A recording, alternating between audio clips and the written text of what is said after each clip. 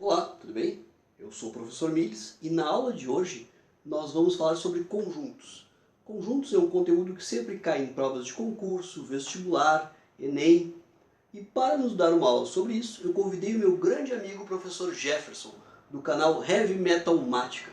Então com vocês, o professor Jefferson. Acompanhe a aula.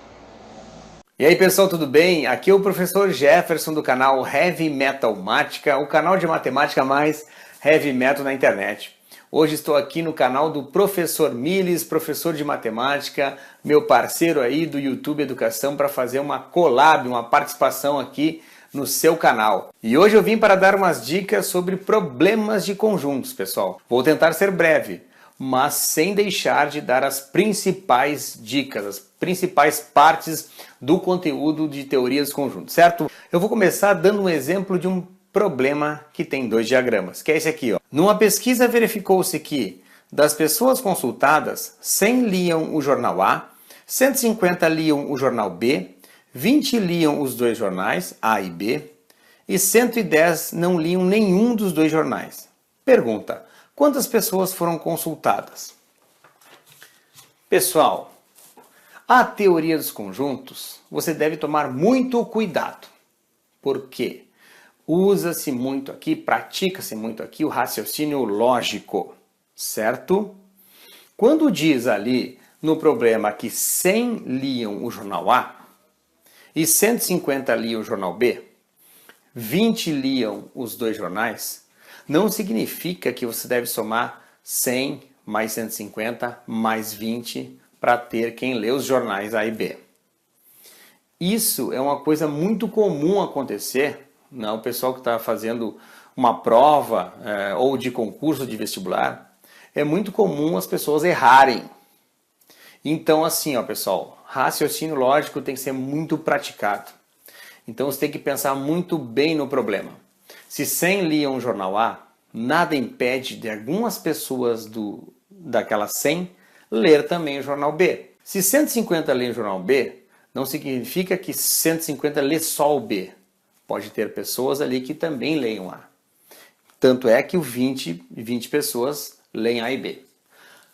O segredo, o grande segredo é saber distribuir estas pessoas nos diagramas de Venn. Primeira coisa que se faz, olhe bem, num problema como esse, simples. 20 lê A e B, bem no centro, onde envolve o A e o B. 150 lê o jornal B. Você não deve fazer isso. Não deve colocar a 150 aqui. Por quê? Porque 150 lê o jornal B significa que todo diagrama de B tem que ter 150 pessoas. Você vai considerar quem está aqui já, que é 20. Então, ó, 130 lê somente B. 150 lê B, mas 130 lê somente B. Mas ainda está fiel ao problema. 150 lê o jornal B. 100 lê jornal A. Já tem 20, 80. 80 lê jornal, somente jornal A, enquanto 100 lê o jornal A. 110 fora dos diagramas porque não lê nenhum dos dois. A pergunta é: quantas pessoas foram consultadas? Como é que a gente faz isso agora? Estas pessoas foram consultadas. Quem não lê e quem lê. Portanto, quantas tem aqui? Vamos fazer a soma. Aqui tem 150. 150 mais 80, 230 mais 110. Ó, 230 mais 110, 340. 340 pessoas foram consultadas. Resolver um problema básico de conjuntos com dois diagramas é isso. Primeiro a intersecção, depois você desconta. Outra coisa, se falasse 100 pessoas leem somente o jornal A, aí sim você coloca 100 aqui no lugar do 80. 150 pessoas leem somente o jornal B, apenas o jornal B, só o jornal B, essas 3 palavras podem aparecer, aí o 150 e aqui, certo? Fora isso, não, ok? Vamos agora para um problema com 3 diagramas. Num levantamento entre 100 estudantes sobre o estudo de idiomas, obtivemos os seguintes resultados. 41 estudam inglês, 29 estudam francês e 26 estudam espanhol. 15 estudam inglês e francês, 8 estudam francês e espanhol, 19 estudam inglês e espanhol e 5 estudam os 3 idiomas. Pergunta A. Quantos estudantes não estudam nenhum desses idiomas? Quantos estudantes estudam apenas um desses idiomas? Mesma coisa. Em primeiro lugar, a intersecção dos 3. Em segundo, de 2. E em último, de 1. Então, começa-se pelo centro. 5 estudam os 3 idiomas. 5 vai aqui. Então, ele pertence aos 3 conjuntos. Se 19 estudam inglês e espanhol, inglês e espanhol é esta região que eu estou contornando. Dentro desse espaço tem que ter 19 pessoas. Agora tem 19, porque eu coloquei o que falta para 19. Não pode colocar o número 19 aqui, senão vai passar desse valor que o problema está anunciando. Portanto, segue. Francês e espanhol, 8. Esta região tem que ter 8, então faltam 3.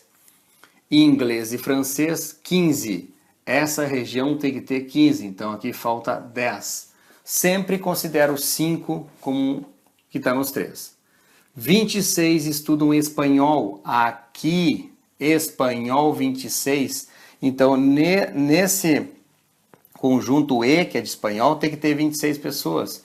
Então, você sabe que tem 22 pessoas aqui, contando 14 mais 5 mais 3. Então, faltam 4 pessoas. Francês, 29. Temos 18 pessoas no francês, faltam 11. E 41 estudam inglês, então dentro da roda do do inglês, tem que ter 41 pessoas. Tem 29, faltam 12 pessoas. 29 mais 12, 41, certo?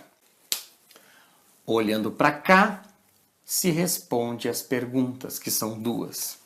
A primeira pergunta é: quantos não estudam nenhum dos idiomas? Então, eu procuro as pessoas que não estão aqui, porque aqui são as pessoas que estudam os idiomas. Eu quero quem não está aqui. E como eu descubro? Se eu tenho um total de 100 pessoas, 100 pessoas no total, eu devo subtrair das pessoas que estudam. Então, vamos fazer as contas aqui. Só que no inglês tem 41. 41 mais 4, 45. 45 mais 11, 56, com 3, 59. Então, 100 menos 59, 41. Letra A, 41 pessoas. Quantos estudantes estudam apenas um dos idiomas? Eu procuro gente que estuda um idioma só. Mas qual deles? Apenas um idioma. Apenas inglês, apenas francês e apenas espanhol, ou seja, 12 do apenas inglês, 11 do apenas espanhol, 11 do apenas francês e 4 do apenas espanhol. Então eu tenho 27 pessoas, certo? Essas dicas é para quem está começando a praticar exercícios de teoria dos conjuntos, certo? Então eu agradeço aqui essa participação aqui no canal do Professor Miles, certo? Eu espero ter ajudado. Bons estudos a todos e até a próxima!